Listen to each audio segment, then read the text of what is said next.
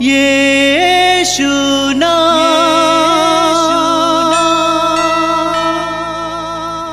यीशु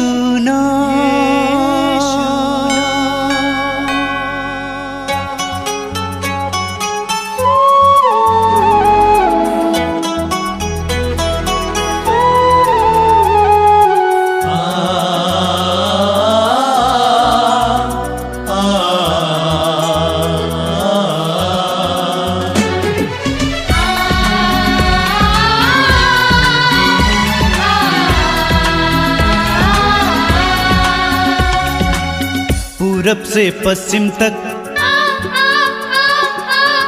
उत्तर से दक्षिण तक, पूरब से पश्चिम तक, उत्तर से दक्षिण तक, गूंजे गूंजे यीशु नाम, यीशु नाम। पूरब से पश्चिम तक, उत्तर से दक्षिण तक, गूंजे गूंजे यीशु नाम, यीशु नाम।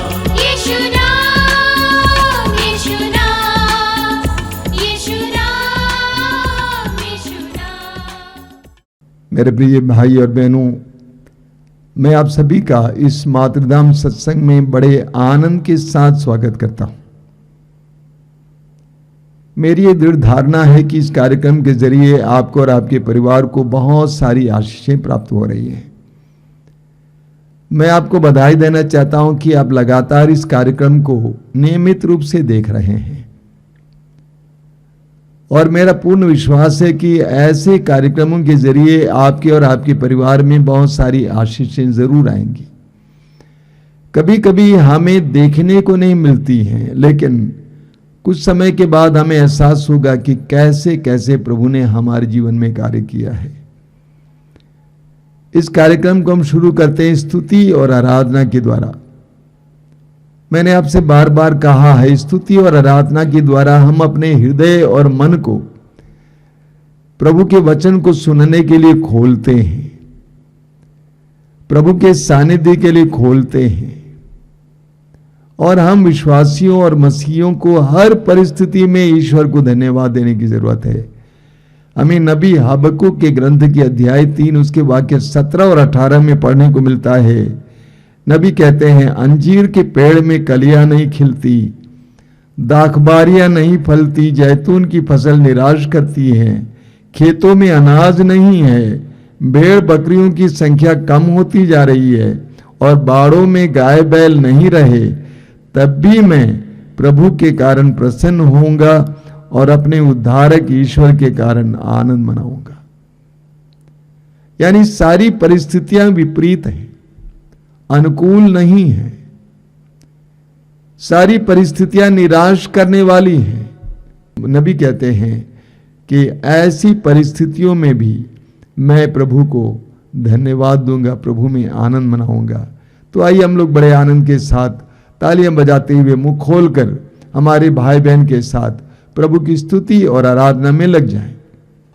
जो है, जो था, जो आने वाला है, जो है, जो था, जो आने वाला है, जो है, जो था, जो आने वाला है, जो है, जो था, जो आने वाला है, जो है, जो था, जो आने वाला है, जो है, जो था, जो आने वाला है, जो है, जो था, जो आने वाला है, जो है, जो था, जो आने वाला है। वो है यीशु, वो है यीशु, वो है यीशु, वो है यीशु, वो है यीशु, वो है यीशु, वो है यीशु, वो है यीशु, वो सबका खुदा।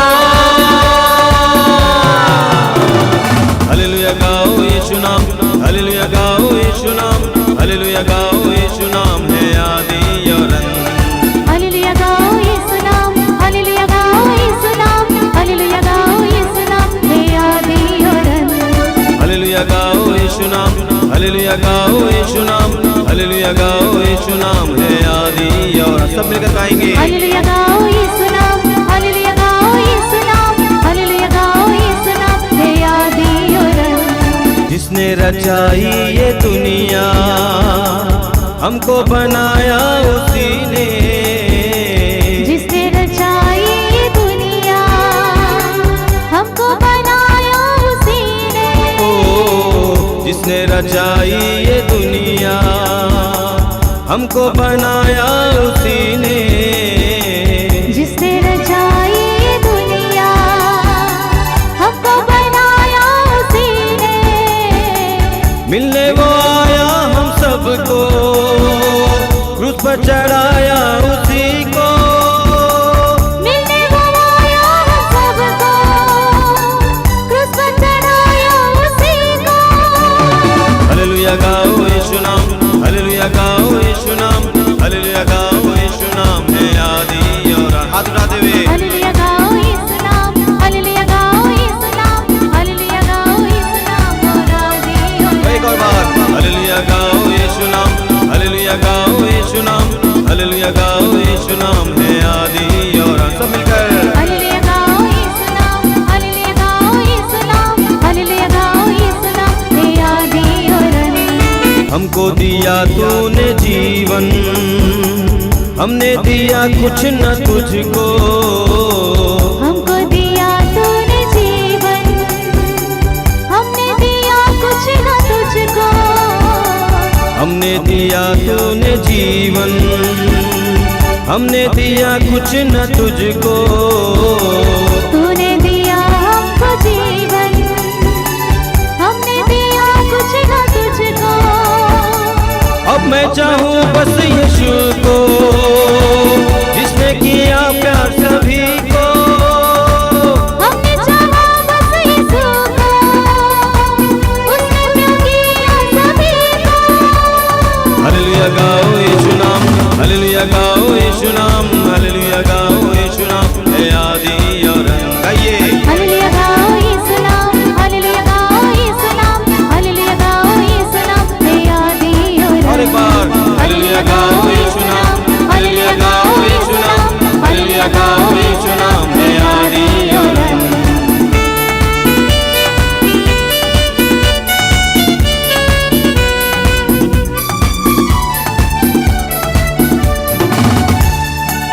पापों का कर्ज चुकाया, स्वर्ग का वारिस बनाया। पापों का कर्ज चुकाया, स्वर्ग का वारिस बनाया। पापों का कर्ज चुकाया, स्वर्ग का वारिस बनाया। पापों का कर्ज चुकाया, स्वर्ग का वारिस बनाया। सबसे यीशु अनोखा, कोई नहीं यीशु जैसा। सबसे वो यीशु अनोखा, कोई नहीं यीशु जैसा। जो है जो था जो आने वाला है, जो है जो था जो आने वाला है। जो है जो था जो आने वाला है, जो है जो था जो आने वाला है। वो है यीशु, वो है यीशु, वो है यीशु, वो है यीशु। वो सबका खुदा। हालेलुया गाओ यीशु नाम, हालेलुया गाओ यीशु नाम, हालेलुया गाओ यीशु नाम है आदि और बार हालेलुया गाओ यीशु नाम, हालेलुया गाओ यीशु नाम, हालेलुया गाओ यीशु नाम है आदि।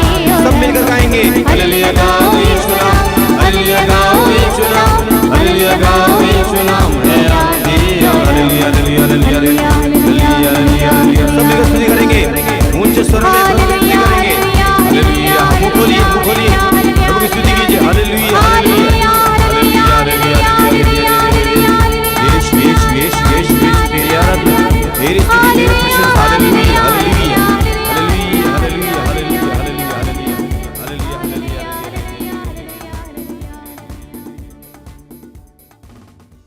अपनी आंखें बंद कीजिए, हृदय को खोलिए, प्रभु की उपस्थिति अनुभव कीजिए। आप जहां कहीं भी बैठे हो इस समय, मैं आपसे अनुरोध करूंगा कि प्रभु की उपस्थिति का एहसास करें। आप प्रभु के सानिध्य में बैठे हुए हैं, प्रभु आपके करीब हैं। मत्ती के सुसमाचार के अध्याय 28 उसके वाक्य 20 में प्रभु कहते हैं, याद रखो संसार के अंत तक मैं सदा तुम्हारे साथ हूं। वो हमारे साथ हैं। उनकी उपस्थिति को इस समय स्वीकार कीजिए, अंगीकार कीजिए। अपनी आंखें मन कीजिए, हृदय खोलिए।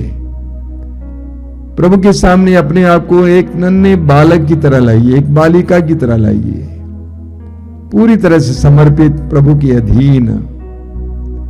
प्रभु यीशु, मैं तुझे धन्यवाद देता हूं इन सुंदर पलों के लिए। मेरे भाई बहनों के लिए धन्यवाद देता हूं जो इस कार्यक्रम के जरिए तेरे साथ जुड़े हुए हैं। मैं विश्वास करता हूं कि इस कार्यक्रम के जरिए तू उनके जीवन में बहुत सारी आशीषें देने जा रहा है। तूने स्वयं कहा है, जिस नाप से तुम नापोगे उसी नाप से तुम्हारे लिए नापा जाएगा।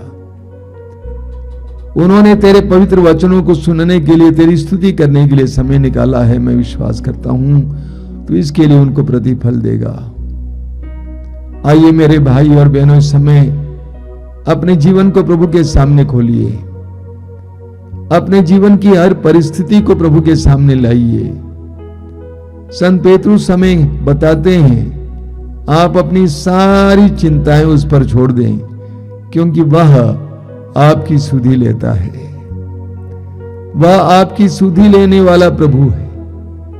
आपकी आवश्यकताओं को जानने वाला प्रभु है। उस प्रभु के सामने अपने आप को लाइए, अपनी हर परिस्थिति को लाइए, परिवार की विषमताओं को लाइए, परिवार की विसंगतियों को लाइए, परेशानियों को लाइए। एक एक बात को प्रभु के सामने लाइए। वो आपको प्यार करते हैं, वो आपके साथ रहते हैं, वो कभी भी आपको त्याग नहीं सकते हैं। आइए हम इस समय अपने हृदय और मन को खोलें पवित्र आत्मा के लिए। पवित्र आत्मा हमारी बुद्धि को प्रकाशित करे। पवित्र आत्मा सत्य का आत्मा है। पवित्र आत्मा शांति का आत्मा है। पवित्र आत्मा ज्ञान, प्रज्ञा, बुद्धि का आत्मा है। वो पवित्र आत्मा इस समय हमें तैयार करें ताकि हम प्रभु के वचनों को सुन सकें, समझ सकें, ग्रहण कर सकें। आंखें बंद कीजिए। हमारे भाई बहन के साथ मिलकर पवित्र आत्मा के गीत गाते हुए हम पवित्र आत्मा का आह्वान करें। पवित्र आत्मा से कहें कि आइए पवित्र आत्मा, मेरे जीवन में आइए, मेरे परिवार में आइए, मेरी परिस्थितियों में आइए। पवित्र आत्मा स्वागत करते जाइए, गीत को दोहराते जाइए।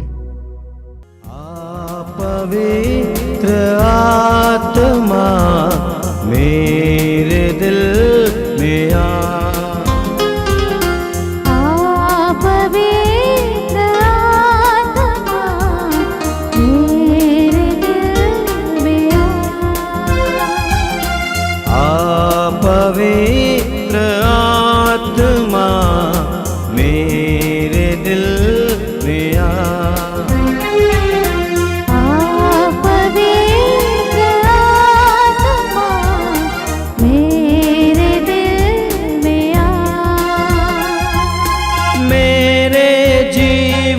को तू ही चला,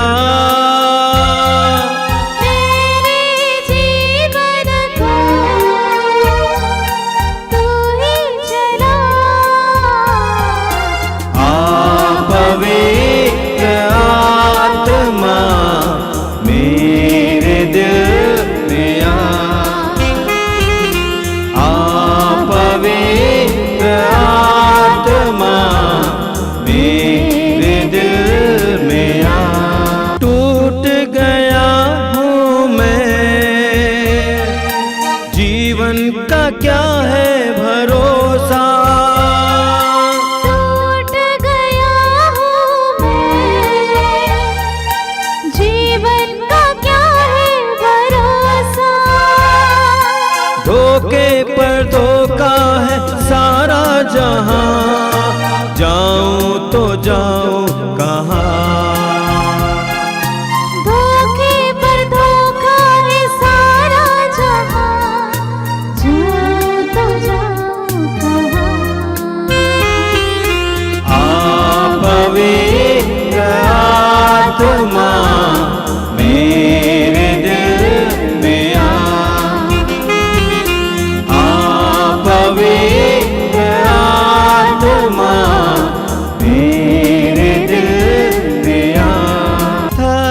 चुका हूँ मैं, जीवन का तू ही सहारा।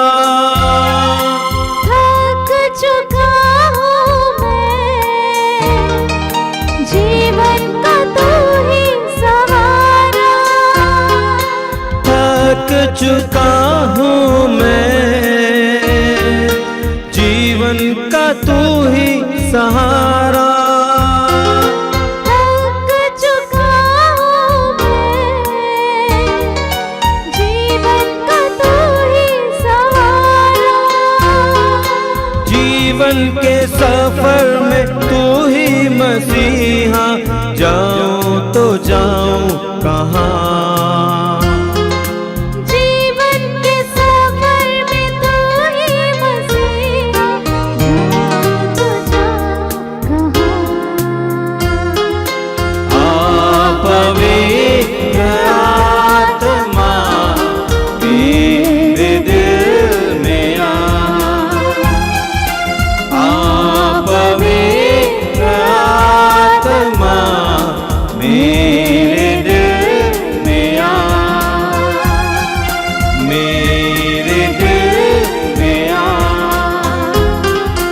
मेरे दिल में मेरे दिल में अपनी आंखें खोले। मेरे प्रिय भाई और बहनों, प्रभु को बार बार धन्यवाद देता हूं उनके अनुग्रहों के लिए, आशीषों के लिए। कई भाई बहन आश्रम आते हैं या फोन के द्वारा हमें बताते हैं कि कैसे प्रभु ने उनके जीवन में कार्य किया है। कुछ लोग ऐसे हैं जिनके जीवन में प्रभु ने इतने बड़े कार्य किए हैं कि आसपास के लोग भी अवाक रह जाते हैं कि कैसे हुआ। प्रभु को हमारे जीवन में कार्य करने देने से प्रभु हमारे जीवन को और परिस्थितियों को पूरी तरह से परिवर्तित करते हैं। मैं आपका हार्दिक स्वागत करता हूं, इस कार्यक्रम में बराबर भाग लीजिए। मेरे प्रिय भाई और बहनों, हमारा ये जीवन एक यात्रा है, एक लंबी यात्रा है। और इस जीवन में हमें कई प्रकार के अनुभव होते हैं। हमें लूकस के सुसमाचार के अध्याय 8 में उसके वाक्य 22 से 25 तक प्रभु यीशु के उनके शिष्यों के साथ यात्रा के बारे में सुंदर वर्णन मिलता है। हम पढ़ते हैं, ईसा एक दिन अपने शिष्यों के साथ नाव में बैठ गए और उनसे बोले, हम झील के उस पार चलें। वे चल पड़े। नाव चल रही थी और ईसा सो गए। तब झील में झंझावात उठा। नाव पानी से भरी जा रही थी और वे संकट में पड़ गए। शिष्यों ने ईसा के पास आकर उन्हें जगाया और कहा, गुरुवर, हम डूब रहे हैं। वे जाग गए और उन्होंने वायु तथा लहरों को डांटा। वे थम गईं और शांति छा गई। तब उन्होंने अपने शिष्यों से कहा, तुम लोगों का विश्वास कहाँ है? उन पर भय छा गया और वे अचंभे में पड़कर आपस में यह कहते थे, आखिर ये कौन है? ये वायु और लहरों को भी आज्ञा देते हैं और वे उनकी आज्ञा मानते हैं। प्रभु यीशु अपने शिष्यों के साथ नाव में बैठकर गलीलिया झील को पार कर रहे हैं। गलीलिया झील को गलीलिया समुद्र भी कहा गया है क्योंकि काफी बड़ा झील है। हमारा जीवन भी एक यात्रा की तरह है, समुद्र में यात्रा की तरह। यहां कितने तूफान आते हैं, कितनी आंधियां आती हैं, कितनी बाधाओं का सामना करना पड़ता है। इस जीवन में कितने खतरे छिपे हुए हैं, कितनी मुसीबतों को हमें सामना करना पड़ता है। हमें यह नहीं मालूम कल क्या होगा, जैसा कि उस गीत में गाया जाता है, हर एक मोड़ पर है खतरा। ऐसे में प्रभु यीशु अपने शिष्यों से कहते हैं, चलो हम झील के उस पार चले। प्रभु ने शिष्यों से यह नहीं कहा कि मुझे झील के उस पार ले चलो, या प्रभु ने यह नहीं कहा कि मैं तुम लोगों को झील के उस पार ले चलूंगा। प्रभु ने कहा हम झील के उस पार चले, तुम और मैं, हम लोग मिलकर झील के उस पार चले। एक बहुत ही प्रतीकात्मक बात है। प्रभु कहते हैं कि हम मिलकर झील के उस पार चले। आप देखते हैं बाइबल है, इस बाइबल को हम दो भागों में विभाजित कर सकते हैं। एक है पुराना विधान, दूसरा है नया विधान। ये विधान क्या होता है? एक रिश्ता। इस बाइबल में पवित्र वचनों के द्वारा हमारे सामने ईश्वर की चाह रखी गई है। ईश्वर चाहता है कि हम ईश्वर के साथ चलें, ईश्वर के साथ एक रिश्ता जोड़ें। ईश्वर कहता है कि तुम मेरी प्रजा होगे और मैं तुम्हारा ईश्वर होऊंगा। पवित्र वचनों के द्वारा और यीशु के द्वारा ईश्वर ने हमारी ओर अपना हाथ बढ़ाया है, ये कहकर कि मेरे हाथ पर अपना हाथ रखो, हम मिलकर जिए। God wants to live with us and he wants us to live with him. ईश्वर चाहता है कि हम उसके साथ जिए और हम उनके साथ जिए। लेकिन हम क्या चाहते हैं? हम तो चाहते हैं कि ईश्वर ऊपर रहे, और हम कहते भी है कि ऊपर वाला, और हम कहते हैं कि हम आपकी आराधना करते रहेंगे, आपको चढ़ावा देते रहेंगे, पैसा चाहेंगे, लड्डू चाहेंगे, फूल चाहेंगे, माला चाहेंगे, रविवार को चर्च आया करेंगे, वचन कभी कदार पढ़ते रहेंगे, रोजरी बोलते रहेंगे, लेकिन आप वहीं रहना। जिंदगी हम जी लेंगे। हम लोग कभी कभी बोलते हैं ना, ये जिंदगी मेरी है। कितने हम हकदार हैं भाई? ये जिंदगी मेरी है, मैं जीता रहूंगा। अगर कोई कमी आएगी तो आपके पास आएंगे। एक छोटे से बालक को देखिए, छोटा सा बच्चा है, नन्हा सा बच्चा, उसकी मां की गोद में रहता है, मां के साथ सोना चाहता है। मां जहां भी जाती है वहां पर उसका हाथ पकड़कर उसके साथ चलता है। लेकिन जैसे जैसे वो बड़ा होता जाता है, वो मां से दूर जाने लगता है, और एक समय ऐसा आता है कि वो कहता है कि मां तू मुझे परेशान कर रही है। वो चाहता है कि मां से बहुत दूर चले जाए। मनुष्य की भी यही गति है, यही बात है।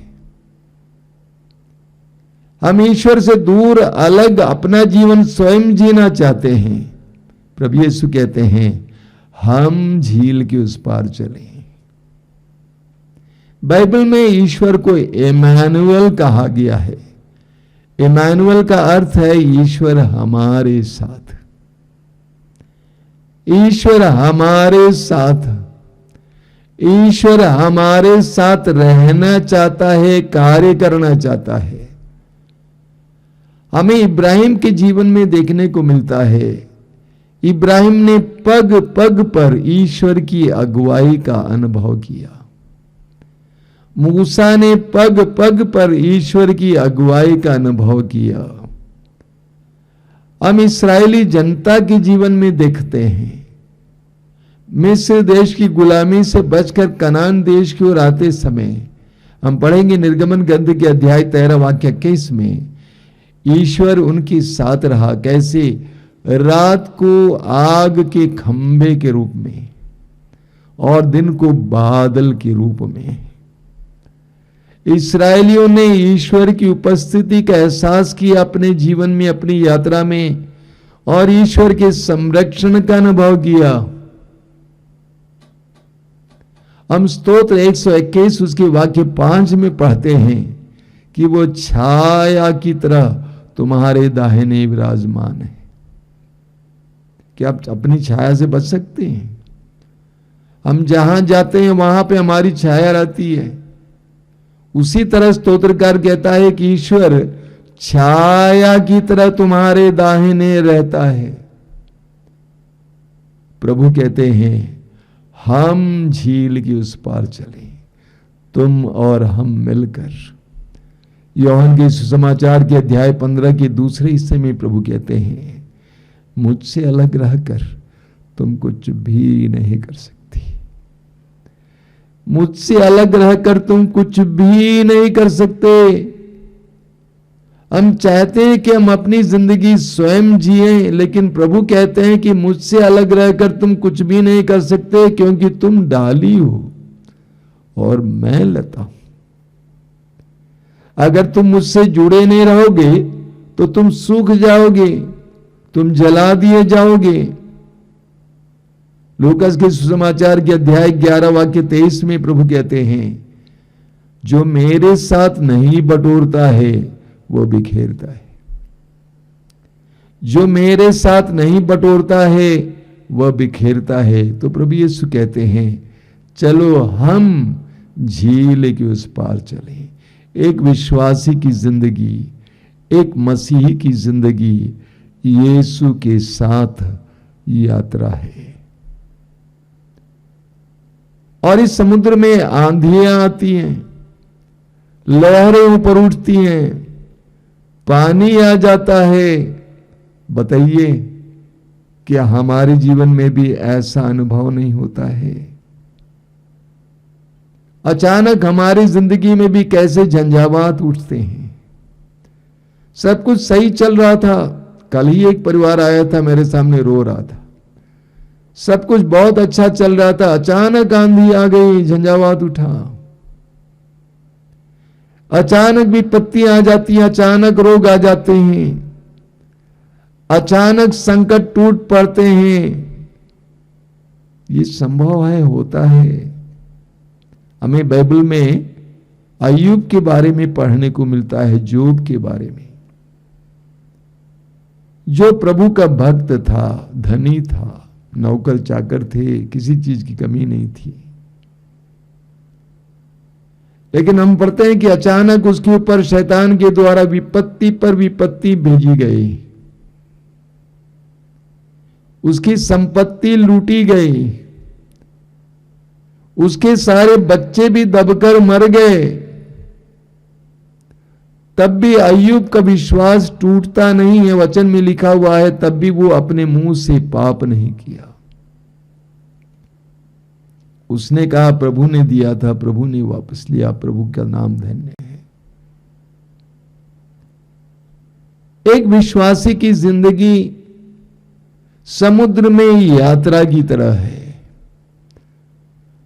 हमें विपत्तियों का सामना करना पड़ेगा, परेशानियों का सामना करना पड़ेगा, लेकिन हमें एक सत्य को नहीं भूलना चाहिए कि प्रभु हमारे साथ है, हमारे नाव में है। कुरिन्थियों के दूसरे पत्र के अध्याय 5 वाक्य 7 में संत पौलुस कहते हैं हम आंखों देखी बातों पर नहीं बल्कि विश्वास पर चलते हैं। बहुत ही जबरदस्त वचन है। पौलुस कहते हैं हम आंखों देखी बातों पर नहीं बल्कि विश्वास पर चलते हैं। आंखों देखी बातें डरावनी हैं। आंखों देखी बातें निराशा उत्पन्न करने वाली। हमारे चारों ओर निराशा की लहरें हैं, उदासी छाई हुई है, कोई सफलता नजर नहीं आती है। लेकिन पौलुस कहते हैं हम आंखों देखी बातों पर नहीं बल्कि हम विश्वास पर चलते हैं। हम विश्वास पर चलते हैं। आपने देखा होगा पतंग उड़ाने के समय पतंग उड़ाने वाला पतंग उड़ा रहा है, पतंग बहुत ऊंचाई पे है, बहुत सारी पतंग उड़ रही हैं। उसको कैसे पता चलेगा कि मेरी पतंग उड़ रही है कि गिर गई है, उसको पता चलता है अपनी उंगली से, डोर से पता चलता है। एक विश्वासी का जीवन ऐसा ही है। खतरे जरूर हैं, परेशानियां जरूर हैं, लेकिन वो विश्वास पर चलता है। हमें दूसरे राजाओं के ग्रंथ में पढ़ने को मिलता है, राजाओं के दूसरे ग्रंथ अध्याय 6 में आराम का राजा इस्राएल पर आक्रमण करना चाहता था। उसने अपनी सेना को यहां वहां खड़ा कर दी, लेकिन इस्राएल के राजा को यह पता चलता था कि कहां पर उसने सेना खड़ा कर दी है। इसीलिए आराम के राजा ने अपने सभी अफसरों को बुलाया और पूछा कि बोलो, तुम में से कौन इस्राएल के राजा को यह सूचना देता है।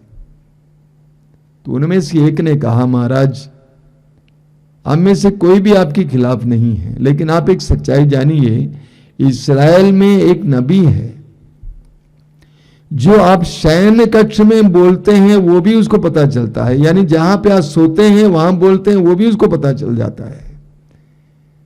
तब राजा ने सोचा कि जब तक मैं उसको बंदी न बनाऊं तब तक मैं इस्राएल पर आक्रमण नहीं कर पाऊंगा। इसलिए उसने अपनी सेना की एक टुकड़ी भेजी एलीशा को बंदी बनाने के लिए।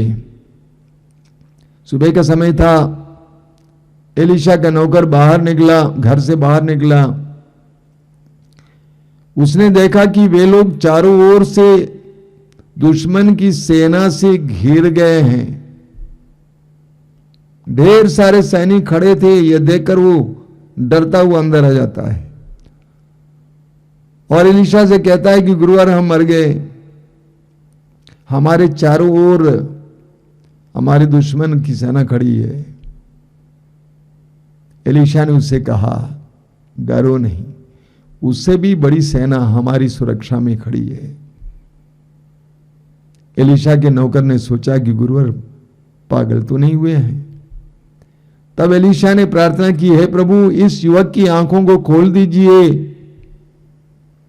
और प्रभु ने ऐसा ही किया। उस युवक की आंखें खुल गई और उसने देखा कि उनकी सुरक्षा में उनके चारों ओर प्रभु की एक बहुत बड़ी सेना खड़ी थी। एक सच्चे विश्वासी की पहचान यह है, दुख पीड़ाओं के बावजूद वो महसूस करता है कि मेरा प्रभु मेरे साथ है। इस्यास नबी के ग्रंथ की अध्याय 43 वाक्य 2 में लिखा हुआ है, यदि तुम समुद्र पार करोगे, जलधाराएं तुम्हें बहाकर नहीं ले जाएंगी। यदि तुम समुद्र पार करोगे, जलधाराएं तुम्हें बहाकर नहीं ले जाएंगी, क्योंकि मैं तुम्हारे साथ होऊंगा। वो प्रभु हमारे साथ है, वो प्रभु हम में है। यूहन्ना के सुसमाचार के अध्याय 14 वाक्य 17 में पवित्र आत्मा के बारे में प्रभु यीशु कहते हैं, वो तुम में है और तुम्हारे साथ है। यीशु उसी नाव में सोए हुए थे। प्रभु हमारे अंदर है, हमारे साथ है। हमें क्या करना चाहिए? प्रभु को जगाना है।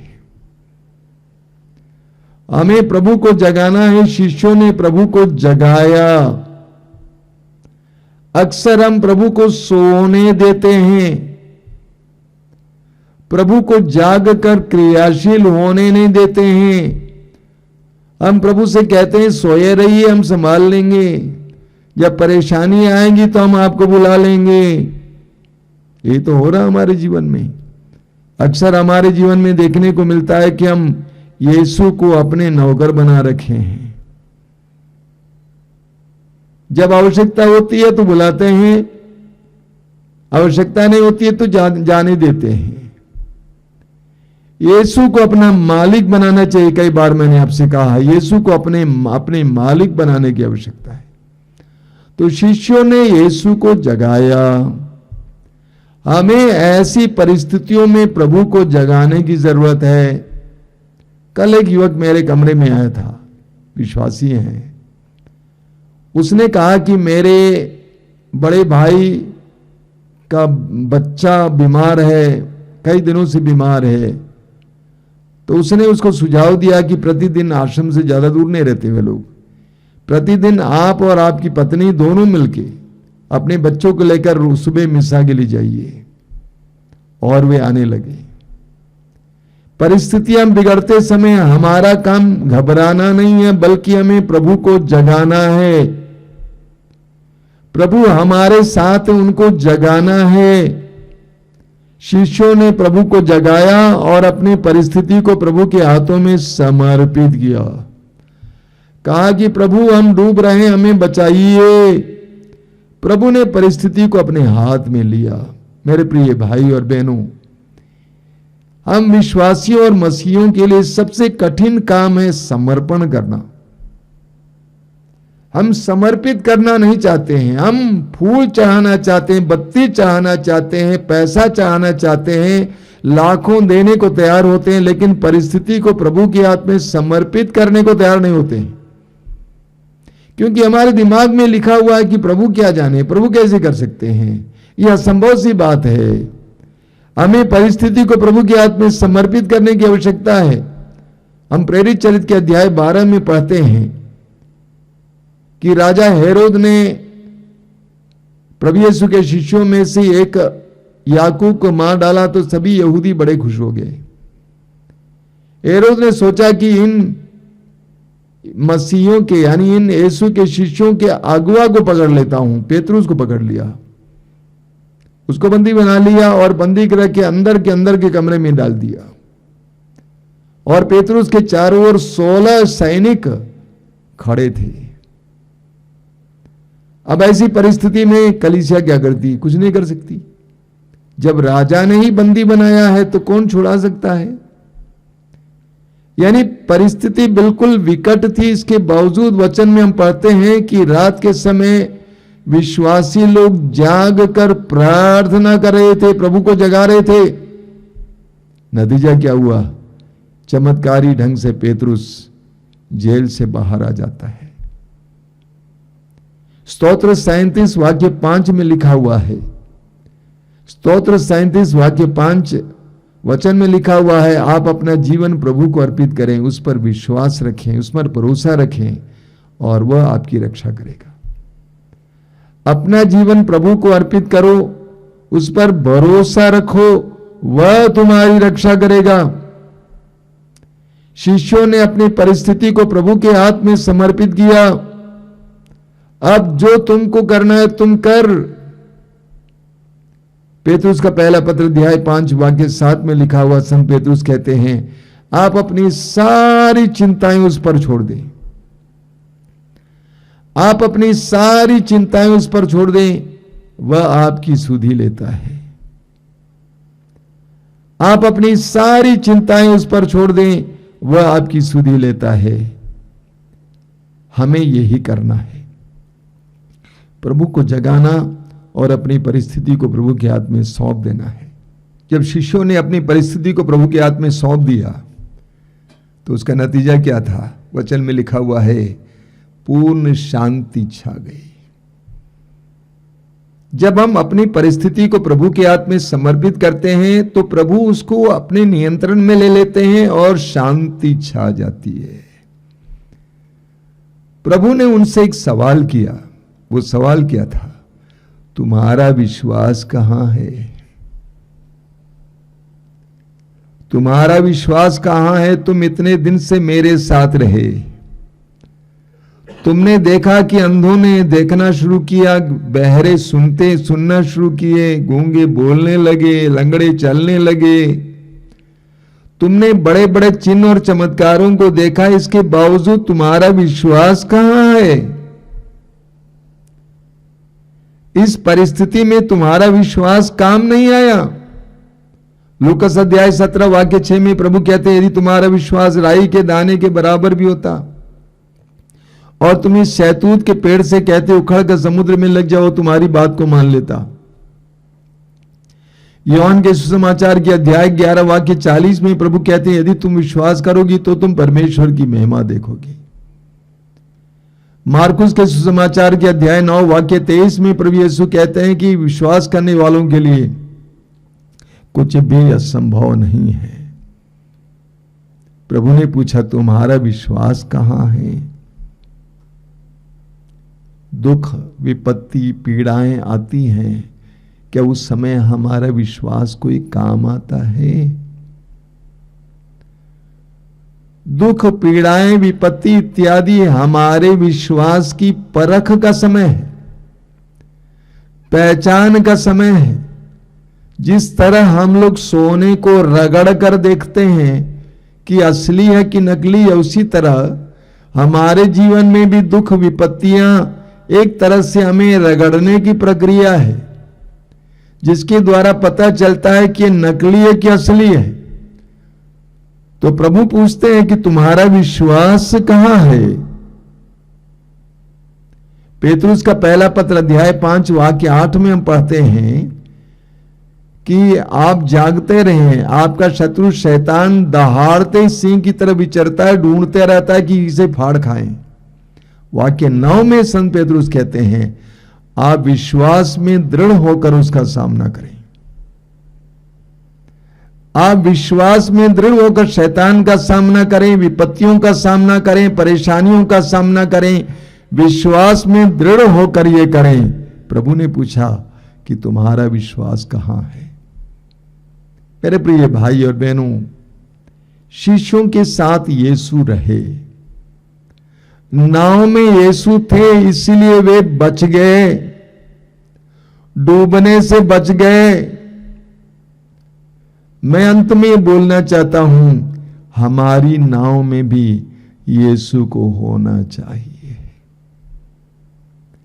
यदि यीशु हमारी नाव में है, हमारे जीवन रूपी नाव में है, हमारे परिवार रूपी नाव में है, तो ये नाव नहीं डूबेगी। यीशु सब कुछ को शांति में, नियंत्रण में लाएंगे। हमें यूहन्ना के सुसमाचार की अध्याय 2 में पढ़ने को मिलता है काना नगर के विवाह के बारे में। एक जगह का नाम है, शहर का नाम है काना। उस जगह पर एक विवाह हो रहा था। वचन में लिखा हुआ है मां मरियम उस परिवार में उपस्थित थी, और वचन में यह भी स्पष्ट रूप से लिखा हुआ है कि यीशु और उनके शिष्य भी वहां पर निमंत्रित थे। यीशु और उनके शिष्य भी वहां पर निमंत्रित थे, और वहां पर भोज के समय अंगूरी घट गई। उस जमाने में वहां पर भोज के साथ अंगूरी भी दी जाती थी, अंगूर का रस, लेकिन वो घट गई, कम पड़ गई। अभी लोग क्या करते? मां मरियम ने आकर प्रभु से कहा, प्रभु ने नौकरों से को आदेश दिया और जल अंगूरी में परिवर्तित हुआ। उनकी घटी और कमी को पूरा किया गया। उसके लिए यीशु को उस परिवार में निमंत्रित होना आवश्यक था, यीशु का वहां उपस्थित होना आवश्यक था। जब यीशु हमारे व्यक्तिगत जीवन में और पारिवारिक जीवन में उपस्थित रहेंगे तो हमारी कमियों को वो पूरा करेंगे। हम कितनी भी कठिनाइयों से गुजरेंगे, प्रभु हमें सुरक्षित रखेंगे। लूकस के सुसमाचार के अध्याय 19 वाक्य 6 में हम पढ़ते हैं जक्केउस के बारे में।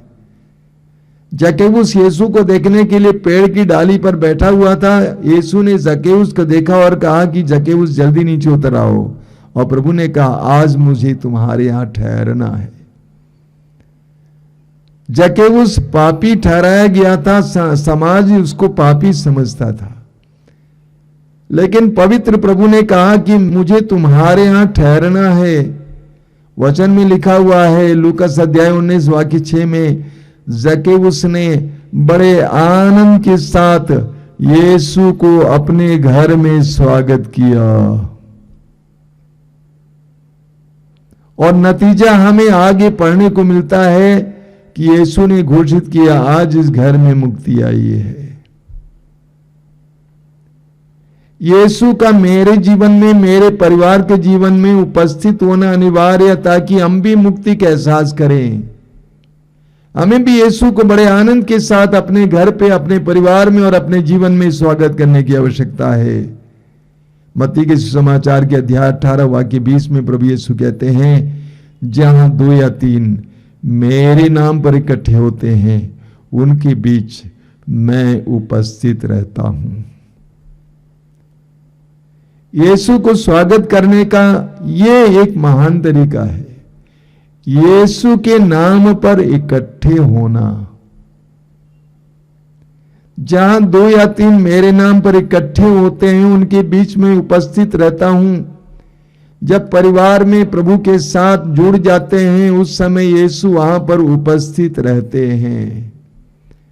जिस परिवार में पारिवारिक प्रार्थना होती है, उस परिवार में यीशु का सानिध्य बना रहता है।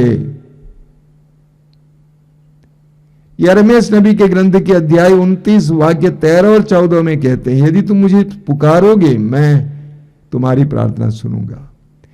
यदि तुम मुझे संपूर्ण हृदय से ढूंढोगे, मैं तुम्हें मिल जाऊंगा और मैं आकर तुम्हारे भविष्य को पलट दूंगा। हमें यीशु को पुकारने की जरूरत है। आइए प्रभु, मेरे जीवन में आइए, मेरे परिवार में आइए, मेरी परिस्थितियों में आइए। यीशु को ऊपर मत रखिए, यीशु को आपके जीवन में आने दीजिए। केवल ईश्वर से भय खाना काफी नहीं है, ईश्वर से प्रेम करना सीखना है। यीशु को अपने जीवन में आने देना है, यीशु के साथ जीना सीखना है। जब यीशु हमारे साथ है, सब कुछ यीशु से पूछकर हम करेंगे, यीशु से सलाह लेकर करेंगे। कितनी जिंदगियां बर्बाद होती हैं, मेरी आंखों के सामने मैं देखता हूं। कितने परिवार बेकार हो जाते हैं। क्यों?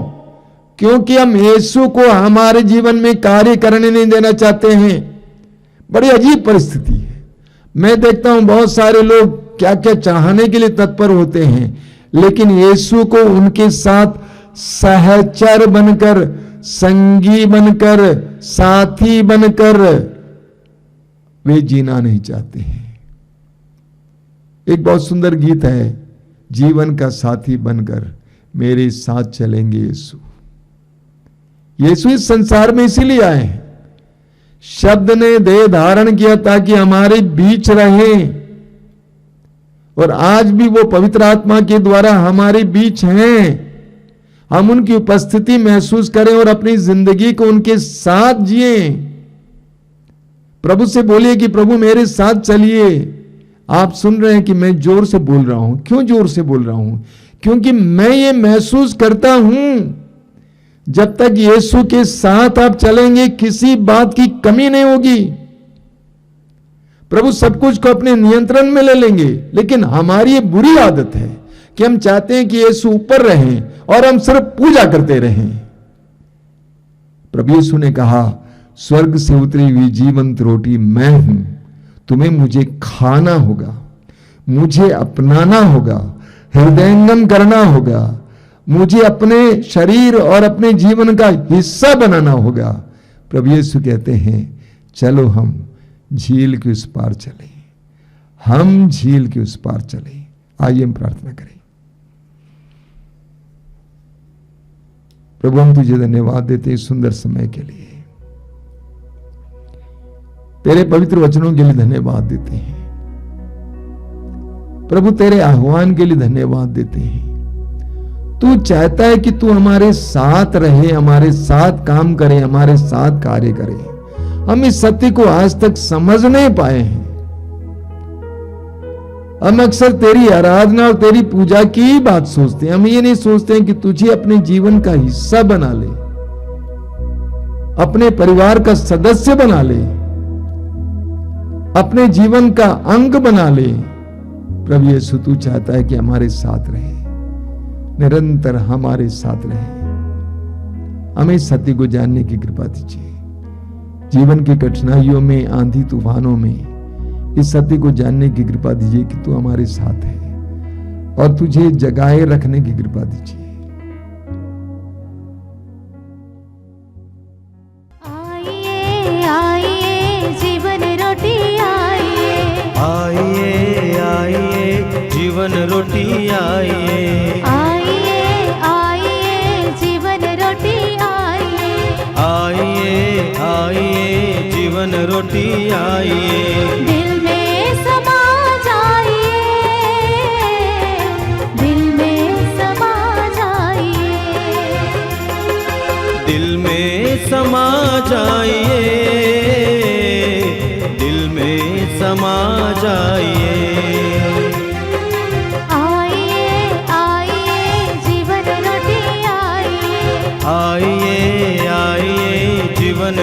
आइए, दिल में समा जाइए,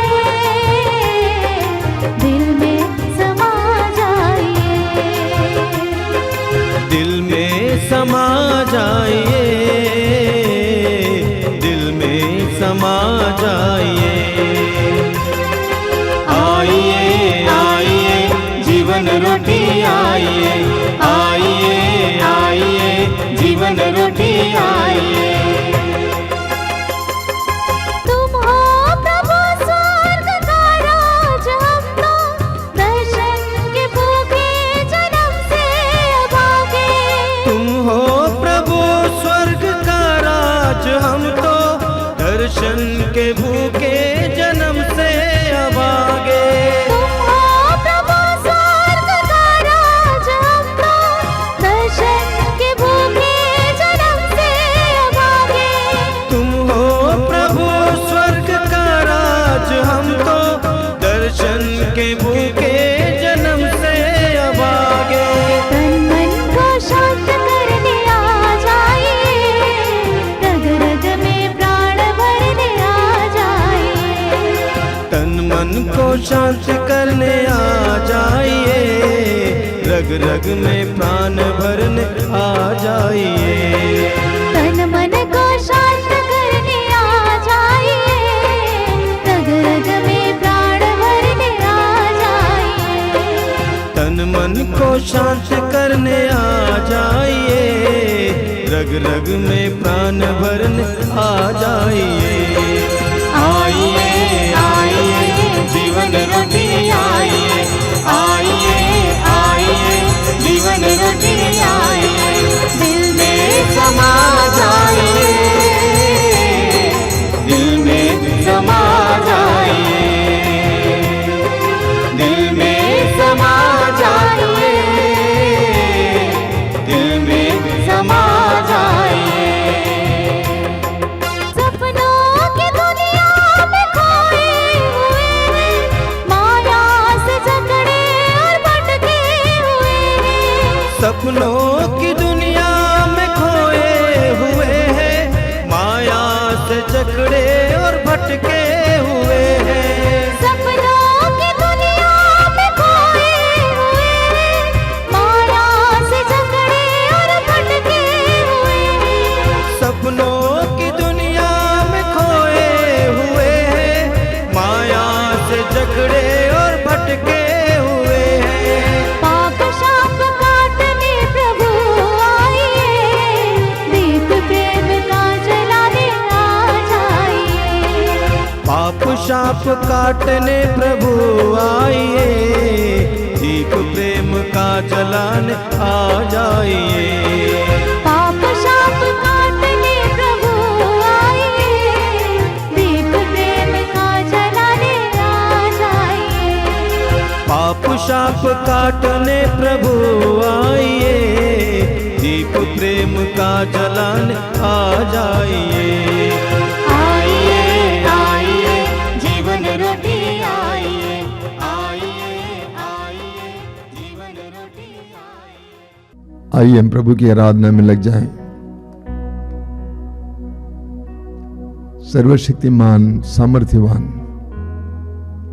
करुणामय, प्रेममय प्रभु की आराधना करें।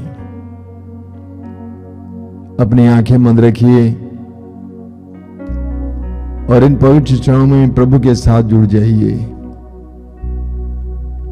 ये पवित्र क्षण हमारे लिए प्रभु की ओर से आशीष का समय है।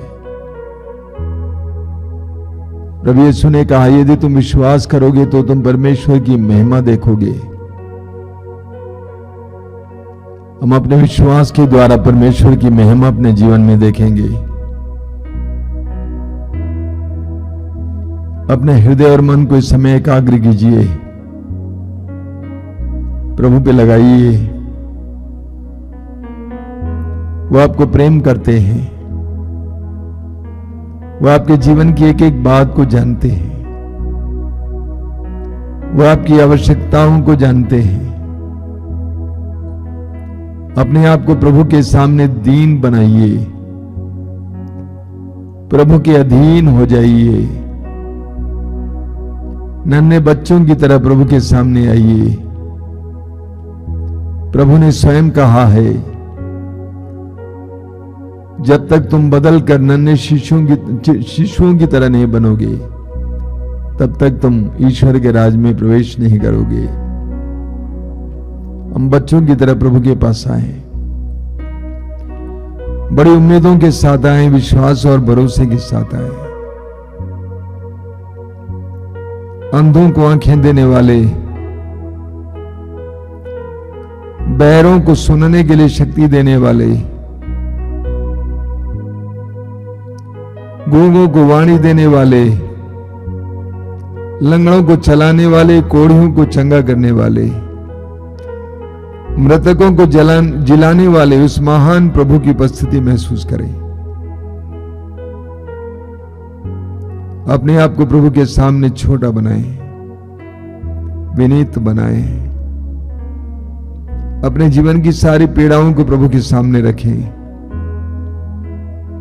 प्रभु यीशु, मैं तुझे धन्यवाद देता हूं इन पवित्र क्षणों के लिए। मैं जानता हूं कि इस समय तू मेरे भाई बहनों के करीब है।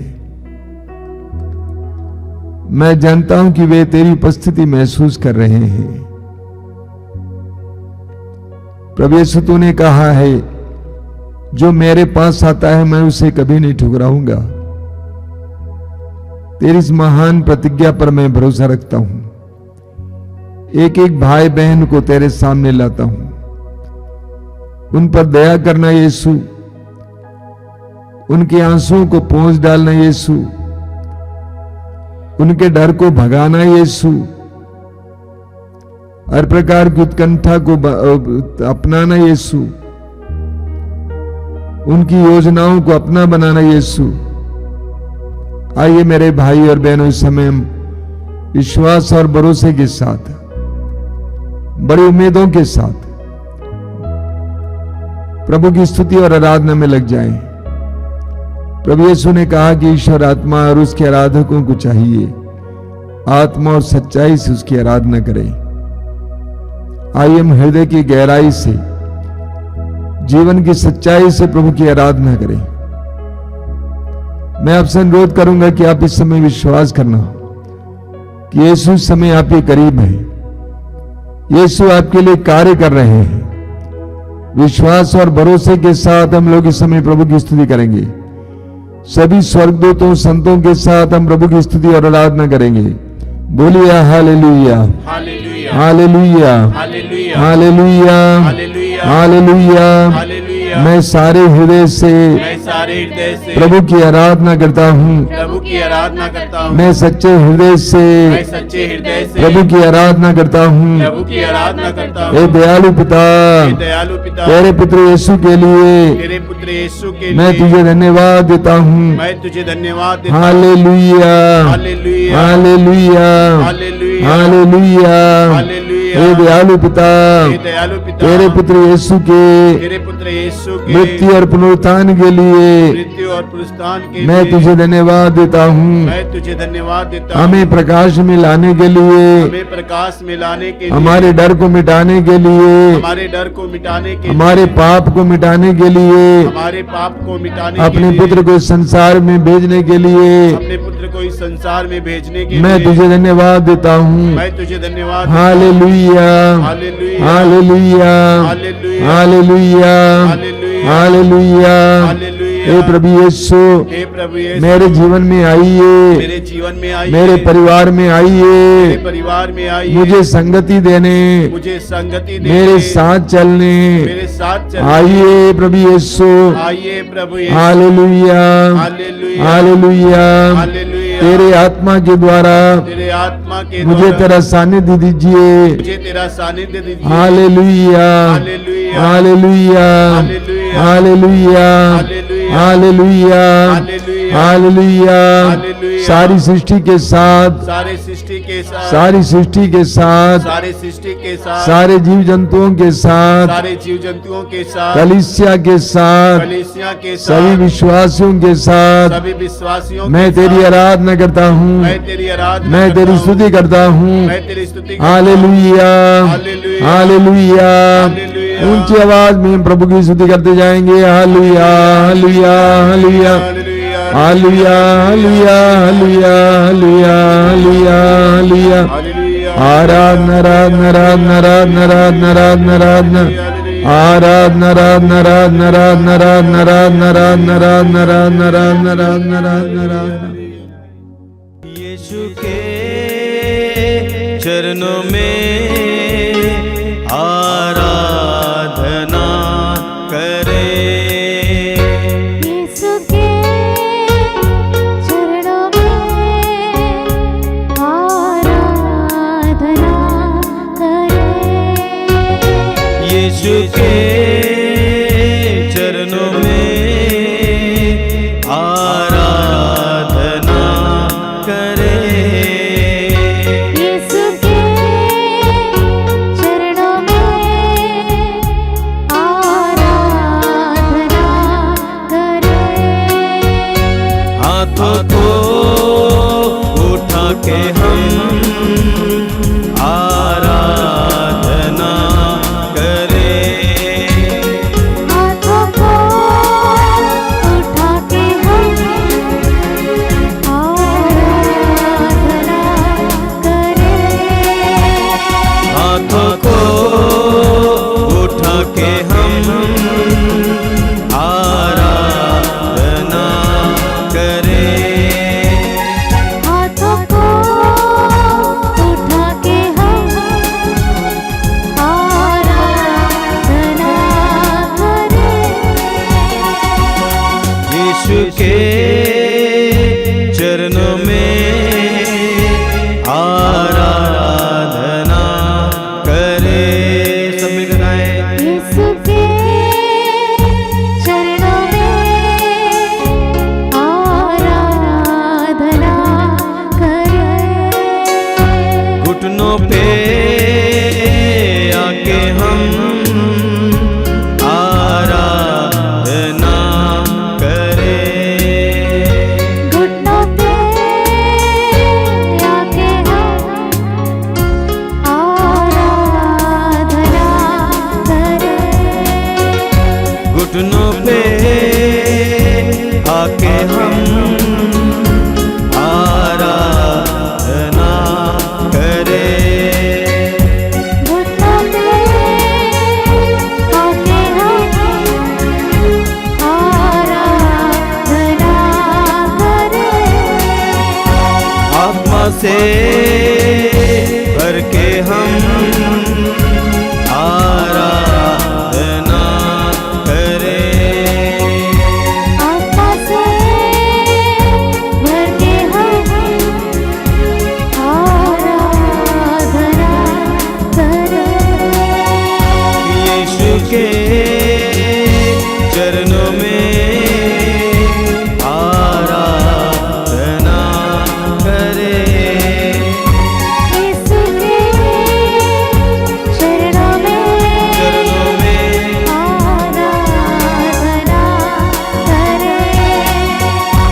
यीशु के चरणों में आराधना करें। यीशु के चरणों में आराधना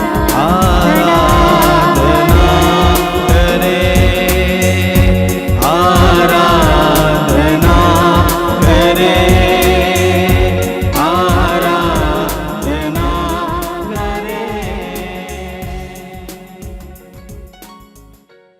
अपनी आंखें खोलिए मेरे प्रिय भाई और बहनों।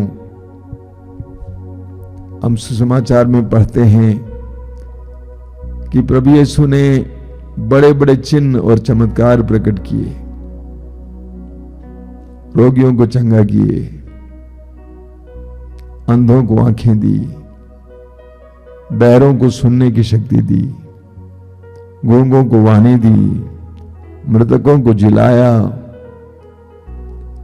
प्रभु के इन सारे चमत्कार और चिन्हों को प्रभु के शिष्यों ने देखा था। इसके बावजूद जब वे यीशु के साथ नाव में सफर कर रहे थे,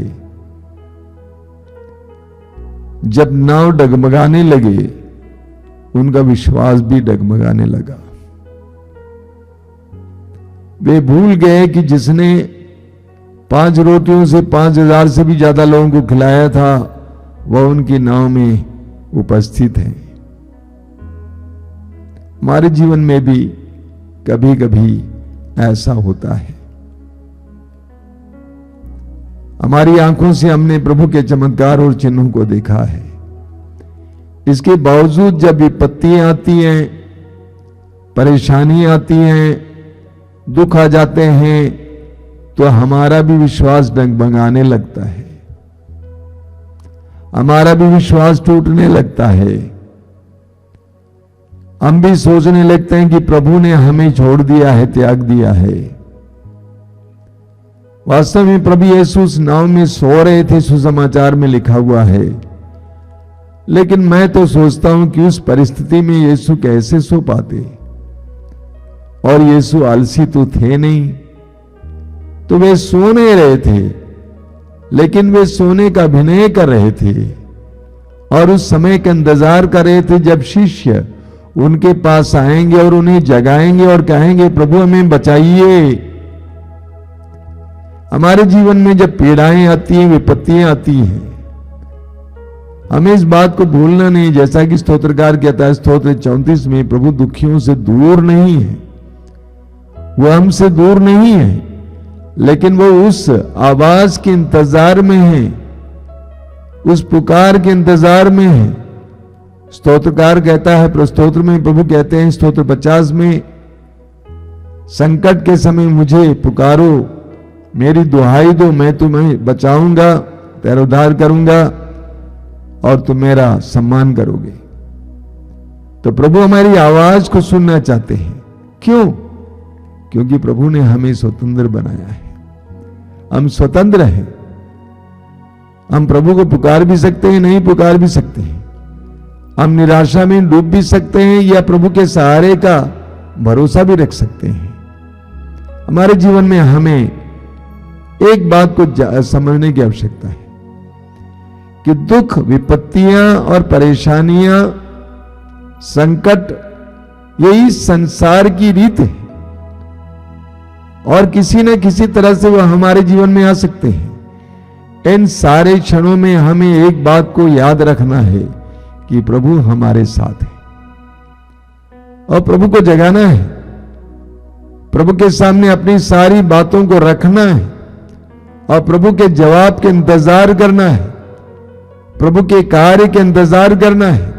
यह विश्वास करना है कि प्रभु हस्तक्षेप करेंगे, प्रभु अपना हाथ लगाएंगे, प्रभु हमें बचाएंगे, प्रभु हमें स्वतंत्र करेंगे। यीशु के शिष्यों को इतना तो जरूर मालूम था कि यीशु के लिए कुछ भी असंभव नहीं है। यही कारण है कि वे उनके पास आकर कहे कि प्रभु हम डूब रहे हैं, हमें बचाइए। मेरे प्रिय भाई और बहनों, हमें इस संसार में जीने के लिए अपने विश्वास को मजबूत करने की आवश्यकता है, वरना हम निराश हो जाएंगे, बर्बाद हो जाएंगे। लेकिन जिनका विश्वास मजबूत है, जिनके अंदर दृढ़ भरोसा है, वे टिके रहेंगे। अपनी आंखें बंद कीजिए, प्रार्थना कीजिए इस समय कि प्रभु मेरे विश्वास को दृढ़ कीजिए। हम लूकास के सुसमाचार के अध्याय 17 वाक्य 5 में पढ़ते हैं, शिष्यों ने प्रभु से कहा कि प्रभु हमारे विश्वास को बढ़ाइए, हमारे विश्वास को बढ़ाने की आवश्यकता है। और प्रभु का जवाब सुनिए, प्रभु ने क्या जवाब दिया, यदि तुम्हारा विश्वास राई के दाने के बराबर भी होता और तुम इस शहतूत के पेड़ से कहते हो खड़कर समुद्र में लग जाओ, तुम्हारी बात को मान लेता। प्रभु ने क्यों कहा राई के दाने के बराबर? क्योंकि राई का दाना हालांकि छोटा है, बहुत ठोस है, छोटा जरूर है लेकिन बहुत ठोस है। और प्रभु चाहते हैं कि हमारा विश्वास जरा भी हो लेकिन वो ठोस हो, ठोस विश्वास। हम इस ठोस विश्वास के लिए प्रार्थना करें ताकि हमारे जीवन के मार्ग पर जो जो रोड़े हैं, जो जो पेड़ हैं, वे उखड़ जाएं।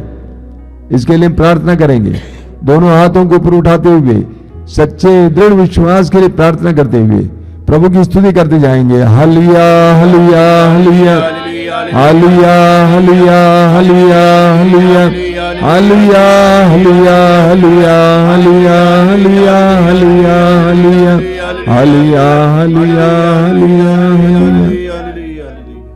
प्रभु यीशु हमारे विश्वास को बढ़ाइए, हमारे विश्वास को दृढ़ कीजिए।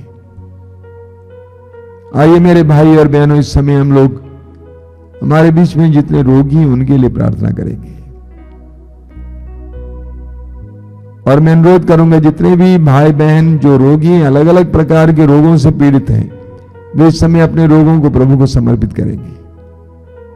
जिस तरह शिष्यों ने उस डगमगा रहे नाव को प्रभु के हाथ में समर्पित किया, उसी तरह हम भी अपने रोगों को प्रभु के हाथ में समर्पित करें। चाहे कितना ही पुराना रोग क्यों ना हो, कितना ही गंभीर रोग क्यों ना हो, कैंसर का रोग, हृदय रोग, किडनी का रोग, किसी भी प्रकार का रोग क्यों ना हो, उन सारे रोगों को यीशु के अधीन करें, यीशु के हाथ में सौंप देंगे इस समय। और विश्वास करना कि इस समय यीशु आपको स्पर्श कर रहे हैं। पूर्ण विश्वास के साथ अपने रोग को प्रभु के हाथ में समर्पित करते हुए ऊंची आवाज में आंखें बंद करके प्रभु की स्तुति और आराधना करते जाएंगे। Hallelujah hallelujah hallelujah hallelujah hallelujah hallelujah. चंगाई चंगाई चंगाई चंगाई चंगाई चंगाई चंगाई चंगाई चंगाई चंगाई चंगाई चंगाई चंगाई चंगाई चंगाई चंगाई। हर प्रकार के रोग से, कैंसर के रोग से, किडनी के रोग से, हृदय रोग से, हर तरह के रोग से इसी वक्त यीशु मसीह के पवित्र और सामर्थ्यवान नाम पर चंगाई मिले, चंगाई मिले, चंगाई मिले। Hallelujah hallelujah hallelujah hallelujah. चंगाई चंगाई चंगाई चंगाई चंगाई चंगाई चंगाई। Hallelujah hallelujah hallelujah hallelujah hallelujah hallelujah. हमारे बीच में कुछ भाई बहनों को आंख की समस्या है, आंख में बराबर कीचड़ आना और सुबह उठते समय आंख बंद पाना, और कई प्रकार की दवाइयां किए हैं, कोई फायदा नहीं है। लेकिन प्रभु यीशु इस समय आपको स्वतंत्र कर रहे हैं, आजाद कर रहे हैं, चंगा कर रहे हैं। ग्रहण कीजिए, अंगीकार कीजिए, लोगों को बताइए, प्रभु को धन्यवाद दीजिए।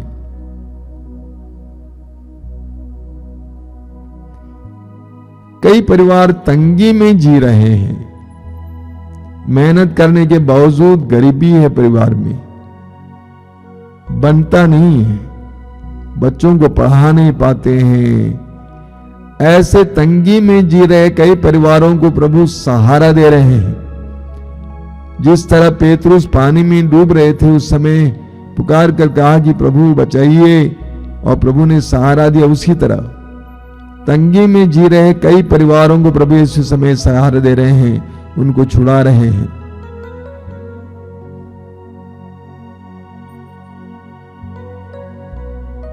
कई लोग जिनको बार बार सर्दी का रोग होता है, गर्मी में भी नाक से पानी गिरता है, बहुत परेशानी होती है, ऐसे कई रोगियों को प्रभु यीशु इस समय पूरी तरह से चंगाई दे रहे हैं।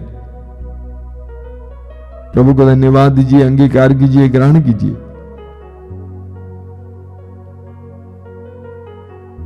दांत के रोगी,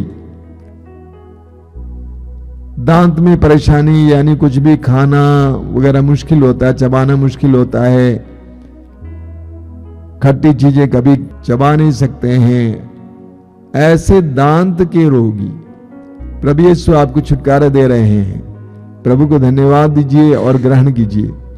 धन्यवाद यीशु, तेरी स्तुति हो, तेरी महिमा हो।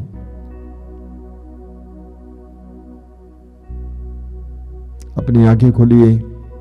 मेरे प्रिय भाई और बहनों, मैं आपको सूचनाएं देना चाहता हूं। सबसे पहली सूचना यह है कि मातृधाम रेडियो अभी भी बहुत अच्छी तरह चल रहा है और हजारों लोग उसको सुन रहे हैं।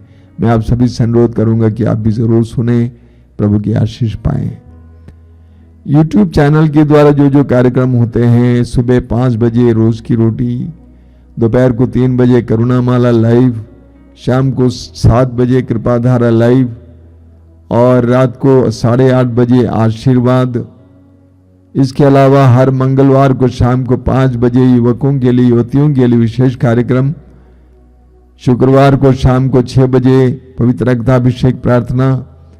रविवार को सुबह 5 बजे मिस्सा बलिदान और रविवार को 12 बजे दोपहर को ये मातृधाम सत्संग। इन सारे कार्यक्रमों में भाग लें और आशीष पाएं। प्रभु आप सबको आशीष दें। अभी आशीर्वाद का समय है। जो लोग तेल और पानी लाए हैं वे लोग इस समय अपने हाथ में उठा के पकड़ेंगे। प्रभु से प्रार्थना करेंगे कि प्रभु इस तेल को और जल को आशीर्वाद देना, इसे शुद्ध और पवित्र करना। इसके द्वारा हमें रोगों से मुक्ति मिले, बंधनों से आजादी मिले। प्रार्थना कीजिए। धन्यवाद यीशु, तेरी स्तुति, तेरी महिमा, तेरी राज। धन्यवाद यीशु, तेरी स्तुति, तेरी आराधना, तेरी महिमा। धन्यवाद यीशु, तेरी स्तुति, तेरी आराधना, तेरी महिमा।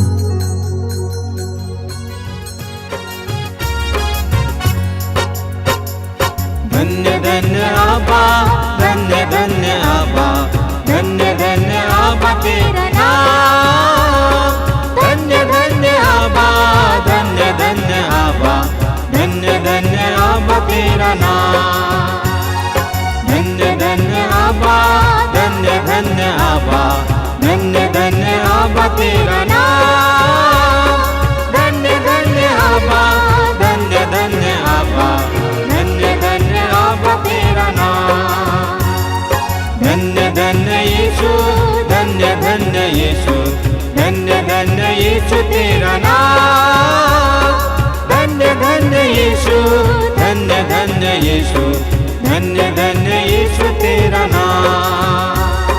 धन्य धन्य यीशु, धन्य धन्य यीशु, धन्य धन्य यीशु तेरा नाम।